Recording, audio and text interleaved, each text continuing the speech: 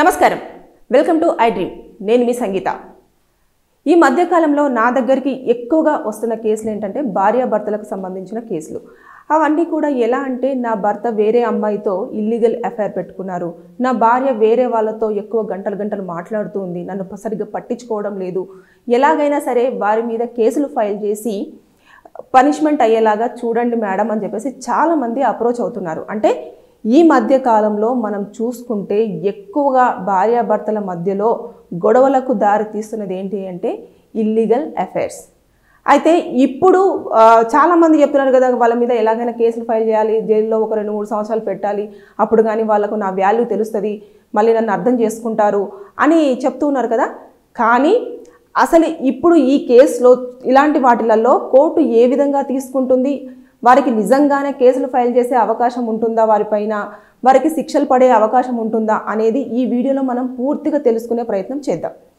ముఖ్యంగా భార్యాభర్తలు ఒకప్పుడు చాలా అన్యోన్యంగా చాలా హ్యాపీగా ఉండేవాళ్ళు కానీ ఇప్పుడు ఎలా అయిపోయింది అని అంటే భర్త సరిగ్గా టైం ఇవ్వకపోయినా సరిగ్గా పట్టించుకోకపోయినా వేరే వాళ్ళపైన ఇంట్రెస్ట్ చూపించడము అదేవిధంగా భర్త కూడా ఇంట్లో భార్య ఏదన్నా ఈ సామాన్ అయిపోయింది లేదంటే పిల్లల ఫీజులు కట్టాలి అంటే వెంటనే టార్చర్ అవుతుంది అని చెప్పేసి వేరే అమ్మాయి వైపు ఇంట్రెస్ట్ చూపించడము ఇలాంటివన్నీ జరుగుతూ ఉన్నాయి అయితే ఇవన్నీ కూడా మనము ప్రూవ్ చేయాలి అంటే కోర్టులో అంటే భార్యకు కానివ్వండి భర్తకు కానివ్వండి వేరే వాళ్ళతో సంబంధం ఉంది అని చెప్పేసి ప్రూవ్ చేయాలి అంటే 2 రకాల ఎవిడెన్స్ను కోర్టు పరిగణలోకి తీసుకోవడం జరుగుతుంది ఒకటి ఏంటంటే డైరెక్ట్ ఎవిడెన్స్ రెండోది సర్కమ్స్టెన్షియస్ ఎవిడెన్సెస్ అంటే ఇప్పుడు డైరెక్ట్ ఎవిడెన్సెస్ అంటే ఎప్పుడైతే వాళ్ళిద్దరు కలిసి ఉంటారో ఆ టైంలో ఇమీడియట్గా పోలీసుల త్రూ వెళ్ళడం కానివ్వండి లేదంటే డైరెక్ట్గా ఫ్యామిలీ మెంబర్స్ వెళ్ళేసి మాట్లాడడం కానివ్వండి అంటే డైరెక్ట్గా పట్టుకోవడం ఇలాంటిది డైరెక్ట్గా మనం ఎవిడెన్స్ని దాన్ని తీసుకొచ్చేసి ప్రొవైడ్ చేయడం అనేది ఉంటుంది అలాగే సర్కమ్స్టెన్షియస్ ఎవిడెన్సెస్ అంటే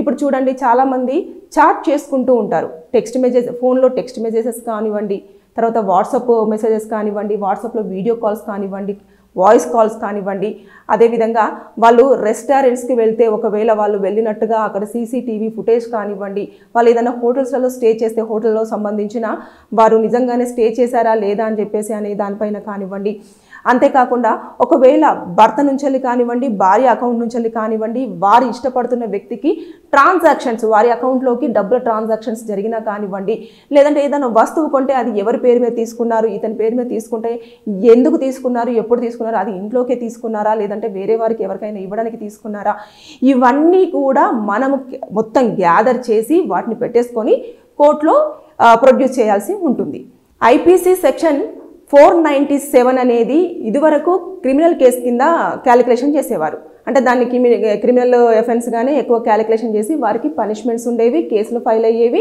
అదేవిధంగా ఎలాంటి శిక్షలు ఉంటాయో అలాంటి శిక్షలు వేసేవారు కానీ ఇప్పుడు ఏమైందనంటే 2017 Joseph Saini versus union of India ప్రకారంగా ఒక జడ్జిమెంట్ అనేది రావడం జరిగింది ఏదైతే ఈ కేసు ఉందో ఈ 497 అనేది కేవలము సివిల్ కేసు కింద మాత్రమే పరిగణించబడుతుంది తప్పించి ఇది క్రిమినల్ ఎఫెన్స్గా రావడం అనేది జరగదు అని చెప్పేసి అందులో క్లియర్గా తేల్చి చెప్పేశారు దాంతో ఏమైంది ఇక వారి మీద ఎలాంటి కేసులు పెట్టినా కూడా అవి చెల్లుబాటు అవ్వవు ఎందుకంటే ఇద్దరు ఇష్టపూర్వకంగా వారికి నచ్చిన లైఫ్ని లీడ్ చేయాలనుకుంటున్నారు కాబట్టి వారికి అన్ని రైట్స్ ఉన్నాయి అన్న ధోరణిలోనే ఈ కేసు అనేది అంటే సివిల్ కేసు అంటే ఇంకా దాంట్లో ఏమీ ఉండదు ఇప్పుడైతే మనం ఏవైతే 2 రకాల ఎవిడెన్సెస్ చెప్పామో ఆ ఎవిడెన్సెస్ను కోర్టులో ప్రొడ్యూస్ చేసిన తర్వాత వాటిని ఏదైతే డివోర్స్కి గ్రౌండ్ పాయింట్గా క్యాలిక్యులేషన్ చేయడమే జరుగుతుంది తప్పించి వారికి పనిష్మెంట్ ఇచ్చి వారిని జైల్లో పెట్టే అవకాశం అయితే లేదు సో ఇది ఎట్లయితే హిందూ మ్యారేజ్ యాక్ట్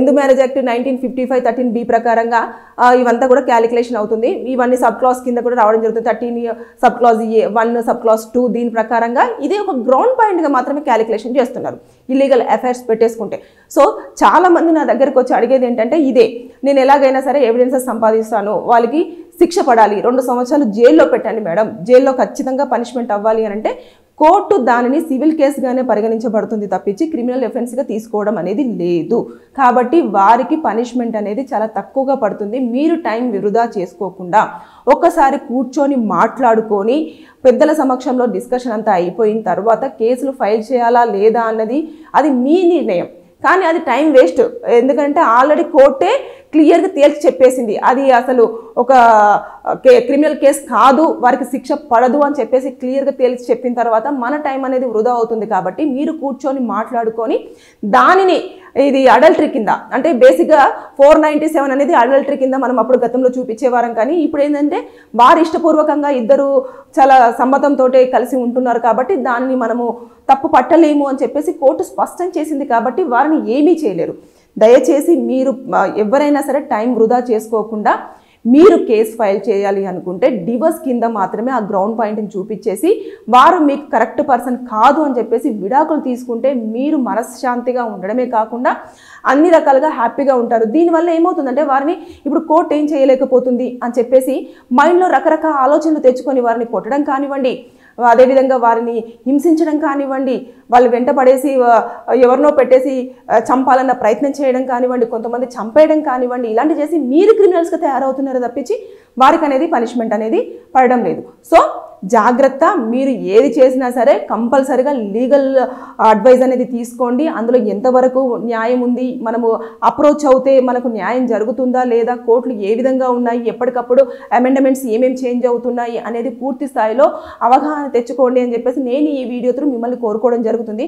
అంతేకాకుండా మీకేమైనా లీగల్ డౌట్స్ అనేవి ఉంటే కింద కామెంట్ రూపంలో తెలియజేయండి. నేను దానిపైన వీడియో చేసి మీకు దానిపైన ఉన్న డౌట్ అంతా కూడా క్లియర్ చేయడానికి ట్రై చేస్తాను. బేసిక్గా హోటల్స్ రెస్టారెంట్స్లలో సర్వీస్ ఛార్జ్ అని చెప్పేసి మనకు బిల్ అంతా, అంటే మనం ఫుడ్ అంతా ఆర్డర్ చేసేసుకొని తినేసిన తర్వాత మధ్యలో సర్వీస్ ఛార్జ్ అని చెప్పేసి అందులో వారికి నచ్చినంత వేసి ఇవ్వడం జరుగుతుంది. దాన్ని కలుపుకొని మనం బిల్ అనేది పే చేయడం జరుగుతుంది. అయితే దీనిపైన రీసెంట్గా ఢిల్లీ హైకోర్టు చాలా తీవ్రంగా ఆగ్రహం వ్యక్తం చేసింది. అంటే ఎందుకు అనంటే ఎప్పుడైతే మనము సర్వీస్ ఛార్జ్ అనేది పే చేస్తూ ఉన్నామో అది ట్యాక్స్ కింద రాదు అని చెప్పేసి ఆల్రెడీ కేంద్ర ప్రభుత్వం అనేది స్పష్టంగా వివరించడం జరిగింది. ఎట్టి పరిస్థితుల్లో సర్వీస్ ఛార్జెస్ అనేవి వెయ్యకూడదు అని చెప్పేసి అందులో వాళ్ళు కేంద్ర ప్రభుత్వం చెప్పారు. అదేవిధంగా చాలాసార్లు కూడా కోర్టులలో కూడా చెప్పడం జరిగింది. సర్వీస్ ఛార్జ్ అనేది ఎవరైతే కస్టమర్స్ ఉంటారో, ఎవరైతే అక్కడైతే భోజనం చేయడానికైనా లేదంటే వారు టిఫిన్ చేయడానికైనా వచ్చిన వాళ్ళు ఉంటారో వారి ఒపీనియన్కే వదిలేయాలి అని చెప్పేసి చెప్పినా ఇప్పటికీ వసూలు చేస్తూనే వస్తూ ఉన్నారు.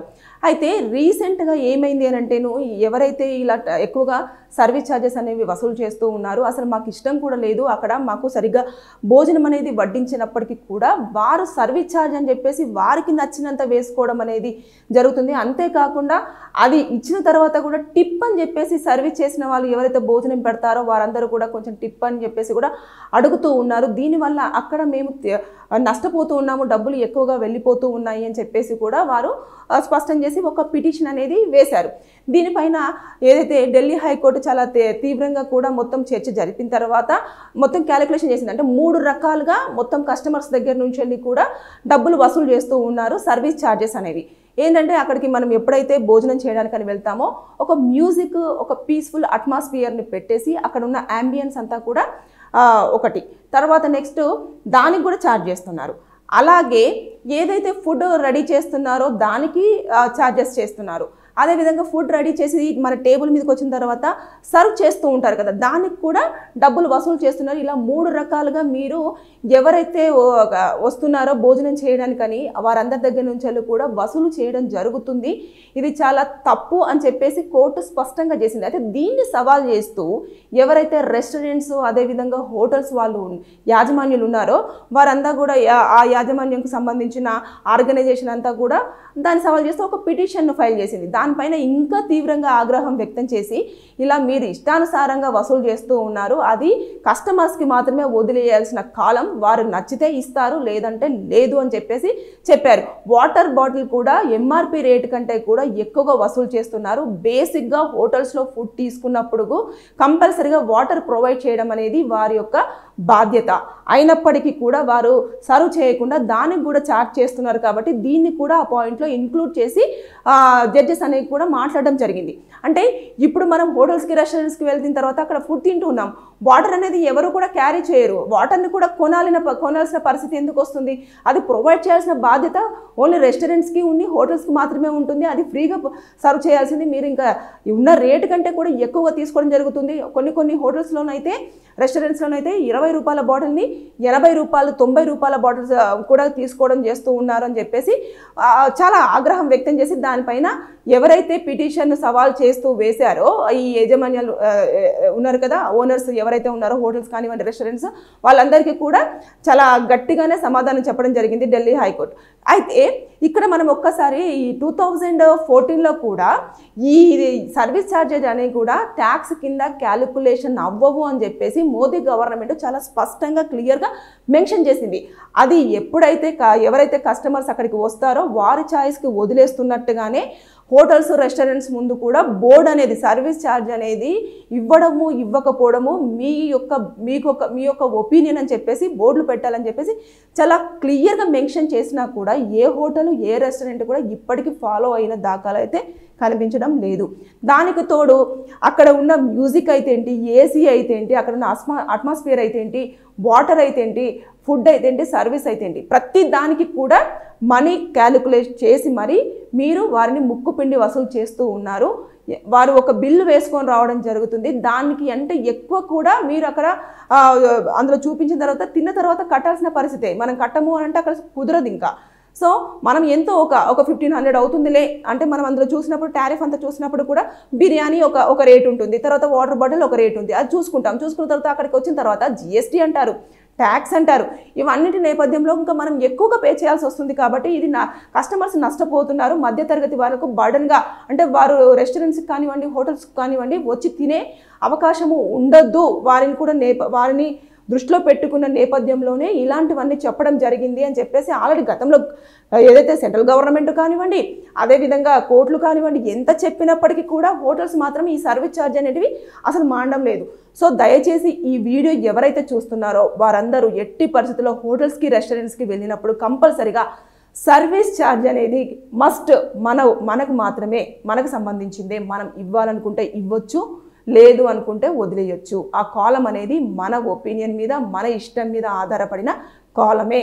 అది రెండు అంటే ఇటు కేంద్ర ప్రభుత్వం కానివ్వండి అదేవిధంగా కోర్ట్స్ కానివ్వండి అన్ని రకాలుగా ఏదైతే మధ్యతరగతి ఫ్యామిలీస్కి సంబంధించిన వారిని దృష్టిలో పెట్టుకొని మరి ఇవన్నీ ముందుకు తీస్తున్నా కూడా మనం ఏం చేస్తాము, అయ్యో సర్వీస్ ఛార్జ్ వేసేసారు కదా కట్టకపోతే బాగోదేమో అని చెప్పేసి ఎవరు కూడా క్వశ్చన్ చేయకుండా పే చేయడం అనేది జరుగుతుంది. దానివల్ల ఎవరైతే కొంచెము లగ్జరియస్గా అరే పిల్లలకు నచ్చినా లేదంటే ఫ్యామిలీ మెంబర్స్ కొంచెము ఈరోజు వేరే ఫుడ్ తీసుకుందాము ఇంట్లోది కాకుండా కొంచెం బర్త్డే కానివ్వండి ఫంక్షన్స్ కానివ్వండి ఉన్నప్పుడు హోటల్స్కి వెళ్ళి తిందాము అంటే అమ్మో 2-3 వేలు అయిపోతుంది, దానికి తోడు ఇలా అవుతుంది అని చెప్పేసి అని ఆలోచించుకొని వెళ్ళలేని పరిస్థితుల్లో ఉన్న వాళ్ళు చాలామంది ఉంటారు. సో వారిని అందరినీ ఉద్దేశించి మాత్రమే నేను ఈ వీడియో చేస్తూ ఉన్నాను. ఇందులో చాలామందికి తెలుసుండొచ్చు, కొంతమందికి తెలియదు కాబట్టి నేను ఈ వీడియో చేశాను. మీకు కనుక ఎలాంటి లీగల్ ఇన్ఫర్మేషన్ తెలుసుకోవాలన్నా లీగల్ ప్రాబ్లం ఉన్నా సరే మీరు ఈ వీడియో కింద కామెంట్ పెట్టండి. నేను ఖచ్చితంగా దానిపైన వీడియో చేసి మీకు ఇన్ఫర్మేషన్ ఇవ్వడానికి ట్రై చేస్తాను. Thank you. And don't forget to subscribe to iDream. And for more videos, please subscribe to iDream. Please subscribe to iDream. Please subscribe iDream. And please subscribe to iDream. For more videos, subscribe to iDream. please like, share and subscribe to the channel. Congratulations, iDream. Subscribe to iDream. Subscribe to iDream. So subscribe to iDream Media. iDream ki iDream team andarki huge congratulations. Please subscribe iDream Media. Please subscribe to iDream. Subscribe iDream. Please subscribe to iDream. iDream అంటే నా కళల channel subscribe చేసుకున్న నోరు తిరుగుతలేదు, మీరైతే గంట గుర్తు కొట్టండి. For more such videos, please subscribe to iDream. Subscribe to iDream. Please subscribe to iDream. Please subscribe iDream Media. Please do subscribe to iDream. Please subscribe to iDream Media. For best entertainment and information, please subscribe iDream.